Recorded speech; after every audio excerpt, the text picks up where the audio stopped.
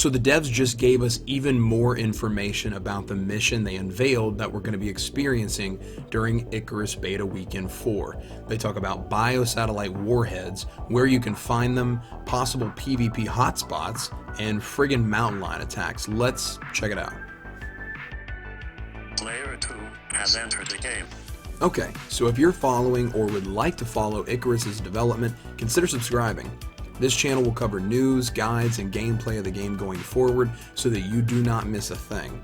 We also do Icarus key giveaways every time I'm live playing Icarus on stream. Link for that is in the description below. But let's talk about this mission, because this has me pumped for this weekend. They say this beta weekend you have a 3-part mission to recover a biosatellite and an extra day to complete your mission. It begins on Friday, October 8th at 5 p.m. PDT and lasts an extra day all the way until Monday the 11th at 11 p.m. PDT.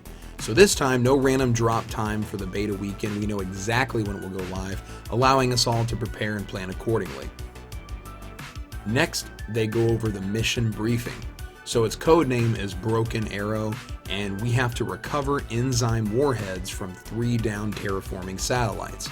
The background or lore behind it is when terraforming failed, the UDA tried to put this political and environmental catastrophe behind them, mothballing the Icarus-designed atmospheric processing satellites. Icarus was supposed to be forgotten. A decade on, these orbital biofactories are deorbiting, so falling out of the sky. The UDA wants no more scandals. So this definitely gives a little bit more insight into making sense out of Icarus. The first weekend I was super confused why there were bears and Earth-like plants on an alien planet, but the further we get and the more they release new details like this about the lore, the more sense it's making. So this company was literally trying to recreate the Earth through terraforming on this planet, and maybe some form of forced abiogenesis that leads to the animals we see today. Oh, and we'll talk about that new predator animal here in a second. So the mission is to recover the enzyme warheads from 3 crashed Inara satellites before anyone else. And when they say before anyone else, I don't know about you, but if they're just making that part of the lore and it's more for that, that's cool. But it sounds to me like you will literally be competing with other players to obtain the warheads first. I truly hope the latter is the case, maybe offering us a chance at our first bit of PvP in Icarus.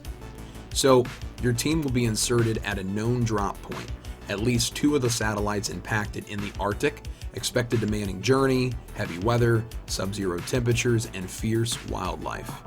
Alright, so let's talk about that new animal. So they say new wildlife has been detected. The satellite's crash sites have drawn the attention of some of Icarus's most fearsome wildlife. The cause of their heightened interest and aggression remains unclear, but research suggests a potential connection to the terraforming technology. Group 15 has refused to release any further information at this stage. The Arctic poses familiar threats, with reports of another mammoth and the largest polar bear yet seen roaming the ice. But a new predator has been reported deep in the forest. Without further data available, we can only suggest you tread with caution and keep your eyes focused on the undergrowth.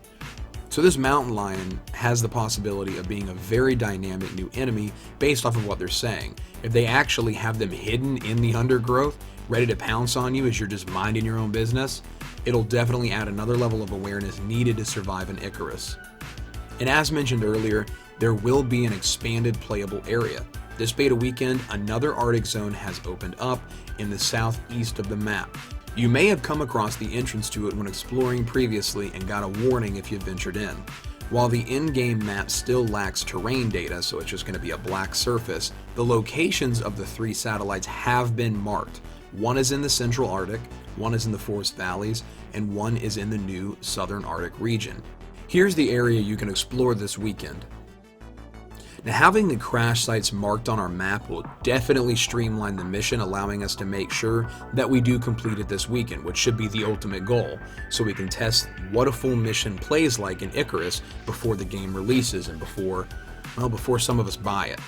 If you enjoyed this video, please consider effortlessly moving your thumb up to that like button. You don't have to smash it, just give it a little tap.